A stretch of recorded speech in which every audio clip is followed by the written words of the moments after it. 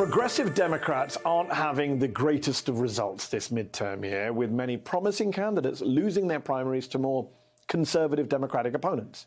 Despite powerful endorsements from Senators Bernie Sanders and Elizabeth Warren, as well as squad member AOC, progressive candidate Jessica Cisneros lost her Texas primary narrowly to abortion rights opponent Henry Cuellar. In Michigan, progressive Andy Levin lost to the more centrist Haley Stevens, despite Levin's endorsements from both Bernie Sanders and Elizabeth Warren. And in Ohio, the Sanders and AOC-backed candidate Nina Turner was shut out by Biden-backed candidate Shontel Brown. Despite that string of high-profile losses, there is a big bright spot for progressives in Texas, of all places. Former Austin City Council member Greg Casar won his primary with 61% of the vote and will almost certainly become the next congressman in his very blue Austin district. With endorsements from the progressive trinity of Bernie, Warren, and AOC, Casar, a son of Mexican immigrants, is in many ways the stuff of lefty dreams. In fact, the Texas Tribune predicts that he'll be among the most progressive members of Congress ever to serve from Texas. And it's not hard to see why. We built this movement here in Austin, down to San Antonio, up and down I-35. Throughout this state, we built this together. We built it striking at fast food restaurants, fighting for 15. We built this fighting for survivors of sexual assault. We built it fighting for paid sick days. We built it standing up for our unhoused brothers and sisters. We built it marching in the streets in the movement for Black lives. Casar supports labor rights and a $15 minimum wage. He says that some police funding should go to social services instead. He wants to create a path to citizenship for migrant families. His background is particularly interesting because Democrats are scrambling to hold on to Latino voters in the wake of the 2020 election, especially in parts of Texas. Casar's primary win has clearly broken the mold in more ways than one. And as a highly progressive candidate from a once red but now increasingly purplish state, the left might do well to study his playbook. What lessons does his candidacy hold for future progressive campaigns? And what's he planning to do in Congress? The man himself, Greg Casar, Democratic candidate for Texas's 35th congressional district, joins me now. Thank you so much for coming on the show. Let me start with a very simple kind of what do you believe question. Ideologically, Greg, where do you see yourself fitting into today's Democratic Party? What would you say to people who call you a Bernie protege or say you're the newest member of the squad? How left are you?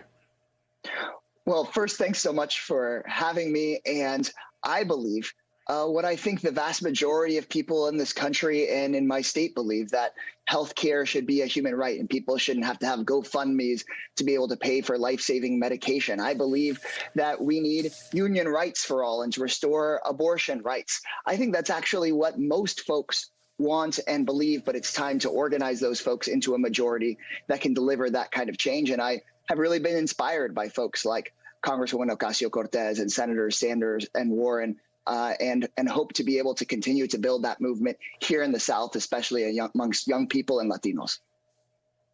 So we saw a string of progressive losses, though, this primary season, from Jessica Cisneros in your home state of Texas to Nina Turner in Ohio. Why do you think you were able to pull off a win where others failed? I think that we're seeing more people running, progressives running bold races all over the country than at least I've seen in my lifetime. And so while there were some difficult losses, we've had over half a dozen really important wins, from Delia Ramirez in Illinois, another Latino majority district, to Jasmine Crockett right up the road here in Dallas, young women of color, Summer Lee also winning in Pennsylvania. And so I think that it's really important for us to recognize that we need to fight hard across all these districts, that we're fighting uphill against big money, and that it's really important for us to build out an infrastructure on the ground in communities so that we can sort of beat back a lot of the tropes and big money attacks that we know are coming against progressive candidates. I'm glad you mentioned Summer Lee and Jasmine Crockett, as those are names familiar to our viewers. They've both been on this show. Greg, let me ask you this. How much do you attribute your win and your own rise to the rise of the labor movement in America right now? We're seeing wins for union organizers against Starbucks and Amazon. This is a pretty historic moment, isn't it, politically and economically?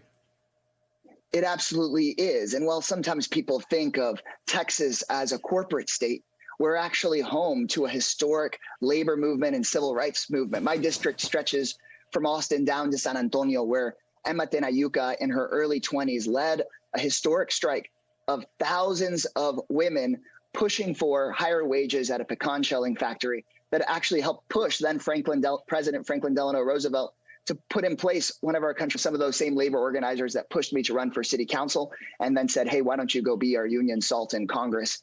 And so we kind of were able to translate that movement, pushing against bad employers, into one that could also deliver electoral wins.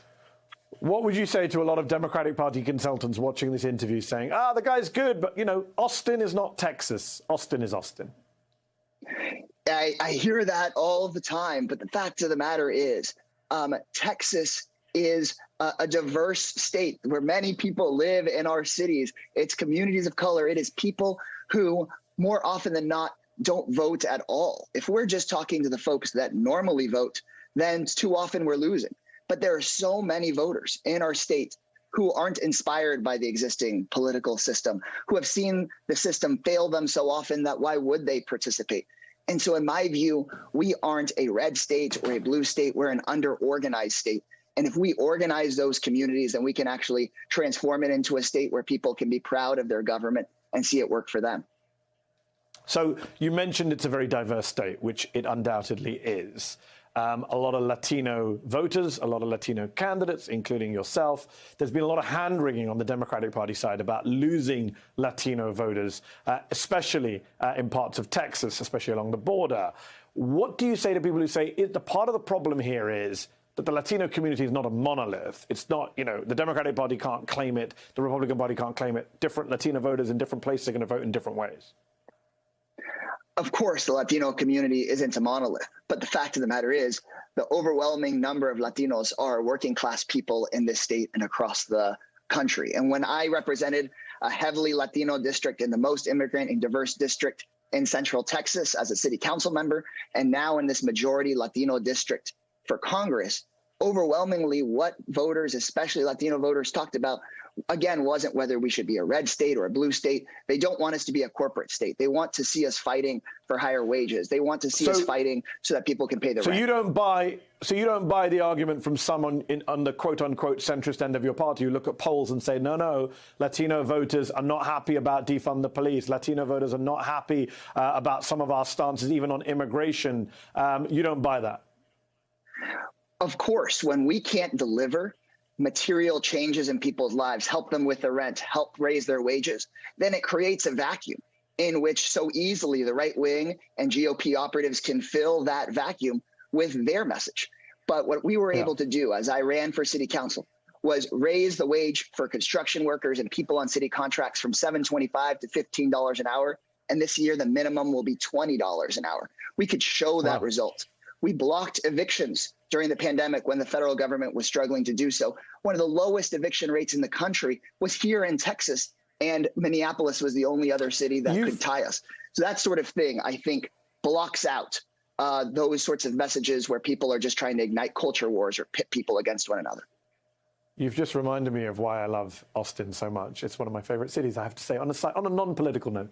Last quick question. I want to play you a clip from former Texas congressman and current Democratic gubernatorial nominee in Texas, Beto O'Rourke. Have a listen. You could buy 2 or more if you want to AR-15s, hundreds of rounds of ammunition, and take that weapon that was originally designed for use on the battlefields in Vietnam to penetrate an enemy soldier's helmet at 500 feet and knock him down dead, up against kids at 5 feet. It may be funny to you, but it's not funny to me, okay? It was a very powerful moment, very authentic moment. Do you wish more Democrats, more people in your party would take a more aggressive approach against your right-wing critics? I totally appreciate that Beto O'Rourke has been so authentic and has put really his life into going and talking to voters all across the state in a way that they know he's saying what he means. When Beto O'Rourke went and confronted Governor Abbott and Dan Patrick when they were having their big press conference in Uvalde, he really represented how so many of us felt standing up to the power structure. When he is talking about protecting our kids, it's not his language that is getting headlines as much, or at least making voters feel what they're feeling. It's his authenticity. And I think that we need to own who we are, and that will make voters we don't have a messaging problem. I mean, we have plenty of pollsters in the Democratic Party. It's people believing that message and knowing that we're going to fight for them and put them first.